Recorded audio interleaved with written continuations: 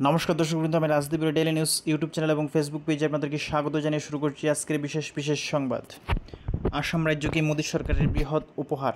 কলিয়াবর থেকে নুমলীগড় 4 লেনযুক্ত হাইওয়ে নির্মাণের ভাবে 6,957 কোটি টাকার অনুদান কেন্দ্রীয় ক্যাবিনেটের।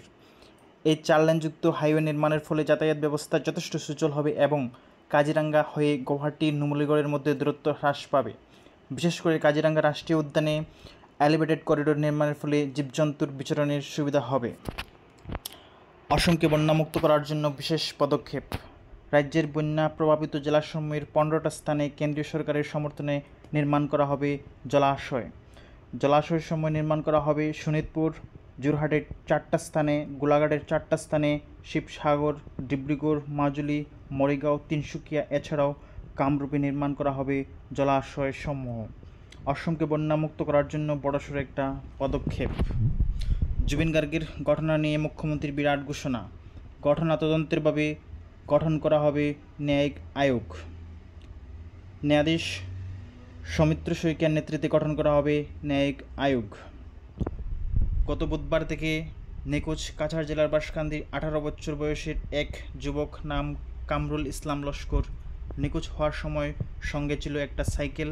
পরিবারের লোক এখন ভীষণ উদ্বিগ্ন এবং সবার কাছে সাহায্যের আবেদন জানাচ্ছেন। যদি কেউ তাকে দেখে থাকেন বা তথ্য জানেন, অনুগ্রহ করে 7002435338 এই নম্বরে যোগাযোগ করুন। পিএইচডি ডিগ্রি পেলেন নাজরানা। আসাম বিশ্ববিদ্যালয়ের শিলচরের বাণিজ্য বিভাগ থেকে পিএইচডি ডিগ্রি লাভ করলেন হাইলাকান্দির নাজরানা বেগম চৌধুরী। ডক্টর নাজরানা হাইলাকান্দির রাঙ্গাউটি দ্বিতীয় খণ্ডের স্বনামধন্য প্রাক্তন শিক্ষক মরহুম আব্দুল মতলিফ চৌধুরীর মেয়ে এবং বাওয়ারঘাট দ্বিতীয় খণ্ডের নিবাসী আজিজ হোসেন মজুমদারের স্ত্রী। তার গবেষণার বিষয় ছিল cost benefit analysis of multipurpose hydro electric project with special reference to Tipaimukh project, north east India. তিনি বাণিজ্য বিভাগের অ্যাসোসিয়েট প্রফেসর ডক্টর সুমা রায় দে চৌধুরীর তত্ত্বাবধানে গবেষণা করেছিলেন।